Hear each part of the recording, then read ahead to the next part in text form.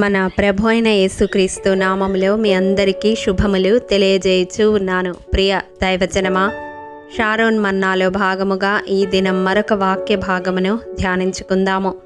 యాకోబు రాసిన పత్రిక 5వ అధ్యాయము 13వ వచనము. మీలో ఎవరికైనాను శ్రమ సంభవించినా అతడు ప్రార్థన చేయవలెను. ప్రియ దైవజనమా, మానవ జీవితంలో పలు పర్యాయములు ఆయా రీతులుగా శ్రమను ఎదుర్కొనవలసిన పరిస్థితి వస్తుంది. అయితే క్రీస్తును వెంబడించే బిడగా శ్రమ సంభవించినప్పుడు ప్రార్థించాలి అని వాక్యము తెలియజేస్తూ ఉంది. ఎందుకు మనము శ్రమ కలిగినప్పుడు ప్రార్థించాలి అంటే, శ్రమ దినమందు ఈ లోకములో మనకు ఆశ్రయదుర్గమై దేవుడు ఉన్నాడు అని మనము గ్రహించి ఆయన పాదముల చెంత చేరి విజ్ఞాపన చేయాలి.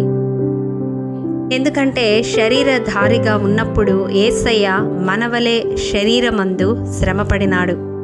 ఆకలి దప్పులు, నిరాశ్రయము, దారిద్ర్యము, వస్త్రహీనత, అవమానము, తిరస్కారము, నింద, నిరాదరణ, శరీర గాయములు, ఆత్మీయుల మరణము, ఈ రీతిగా ఈనాడు మనము అనుభవించే ప్రతి శ్రమను ఆయన అనుభవించి ఉన్నాడు.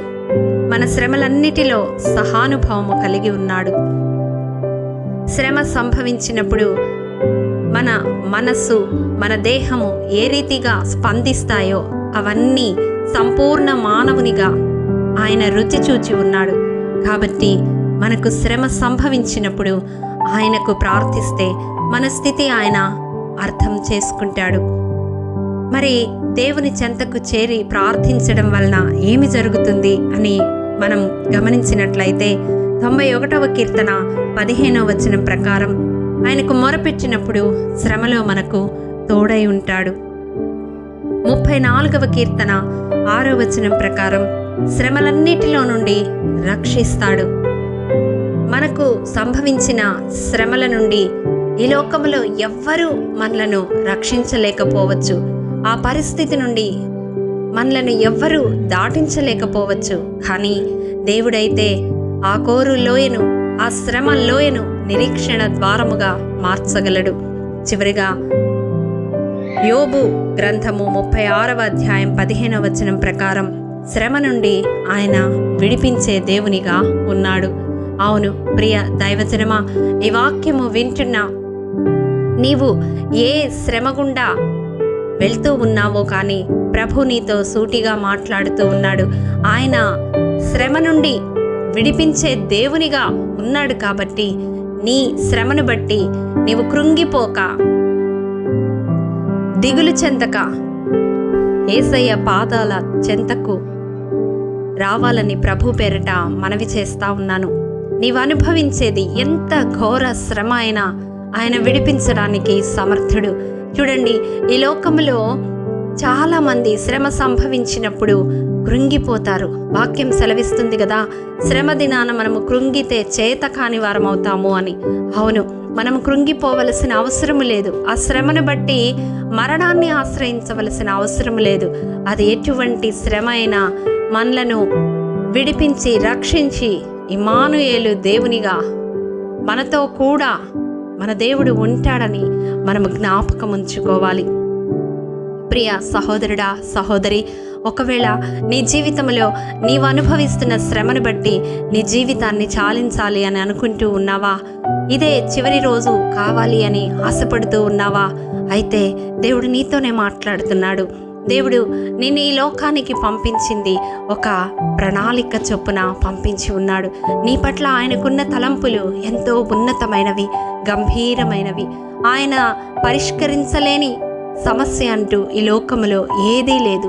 నీలో ఉన్నవాడు లోకాన్ని జయించినవాడు. నీవు కూడా నీ శ్రమను జయించేలాగా విజయోత్సవముతో నిన్ను ఊరేగించగలడు.